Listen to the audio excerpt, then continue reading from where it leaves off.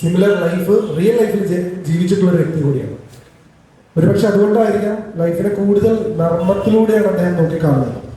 അതിൻ്റെ ഒരു ചെറിയ എലമെന്റ് ഈ സ്ക്രിപ്റ്റിലുമുണ്ട്. അപ്പം എനിക്കുള്ളൊരു എക്സ്പീരിയൻസ് എന്ന് പറയുന്നത് കുറച്ച് കാലത്തിന് ശേഷമാണ് ഇങ്ങനൊരു ക്യാരക്ടർ എനിക്ക് മലയാളത്തിൽ ചെയ്യാൻ പറ്റുന്നത്.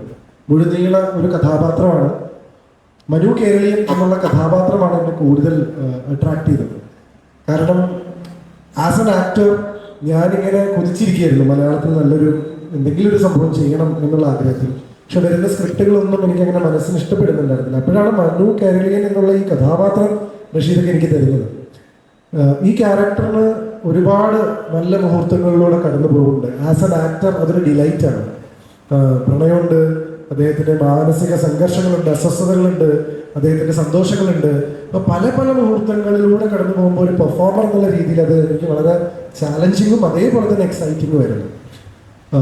ഞങ്ങൾ തമ്മിൽ നല്ലൊരു സിങ്ക് ഈ ഒരു സമയം കൊണ്ട് തന്നെ ഞങ്ങൾക്കത് ഫീൽ ചെയ്തിരുന്നു. കാരണം പലപ്പോഴും ഞാൻ ചിന്തിക്കുന്ന സാധനം ഞാൻ റഷീദിക്കോട് പറയുന്നതിന് മുമ്പ് റഷീദിക്ക് എൻ്റെ അടുത്ത് പറയുകയും ചില കാര്യങ്ങൾ ഞാൻ പറയുമ്പോൾ അയ്യോ ഞാനിതിപ്പോൾ ചിന്തിച്ചതേ ഉള്ളൂ എന്ന് തിരിച്ച് മറുപടി പറയുകയൊക്കെ ചെയ്യുമ്പോൾ, അല്ലെങ്കിൽ ചില നോട്ടങ്ങൾ കൊണ്ട് ഞങ്ങൾക്ക് കമ്മ്യൂണിക്കേറ്റ് ചെയ്യാനൊക്കെ വർക്കിൻ്റെ ഇടയിൽ സാധിച്ചിട്ടുണ്ട്. അതായിരുന്നു ഞങ്ങൾ തമ്മിലുള്ള ഒരു കെമിസ്ട്രി.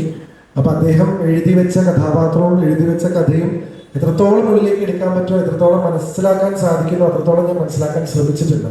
അദ്ദേഹത്തിൻ്റെ കൂടെ വർക്ക് ചെയ്യൽ ഒരു വളരെ രസകരമായിട്ടുള്ള മുഹൂർത്തങ്ങൾ തന്നെയാണ്.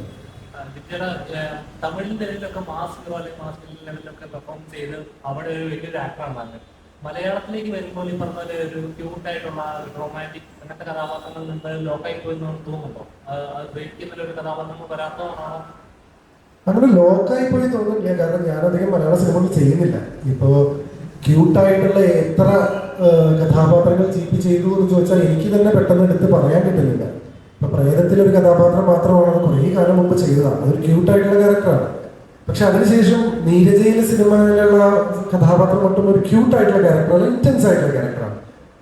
പക്ഷെ സ്വാഭാവികമായിട്ടും എനിക്ക് തെലുങ്കിൽ കിട്ടുന്ന കഥാപാത്രങ്ങൾ ഇവിടെ വരുന്നില്ല. കാരണം തെലുങ്കിൽ ഞാൻ അരങ്ങേറ്റം കുറിച്ചത് അലവൈകുണ്ഠപുരമൂലു ആ ഒരു സിനിമയിൽ അല്ലു അർജുന്റെ വില്ലനായിട്ടാണ്. പിന്നെ ബംഗാരാജുവിൽ വളരെ സ്ട്രോങ് ആയിട്ടുള്ള ഒരു വില്ലൻ, കൊടൂര വില്ലൻ ക്യാരക്ടർ പോലത്തെ അതായതുകൊണ്ട് കുറെ സ്ട്രോങ് ക്യാരക്ടേഴ്സും അല്ലെങ്കിൽ ആളുകൾ പ്രതീക്ഷിക്കാത്ത സാധനങ്ങളും വില്ലനായിട്ട് നായകനായിട്ട് മാറുന്ന അങ്ങനത്തെ കുറെ സാധനങ്ങൾ അവിടെ വരുന്നത്.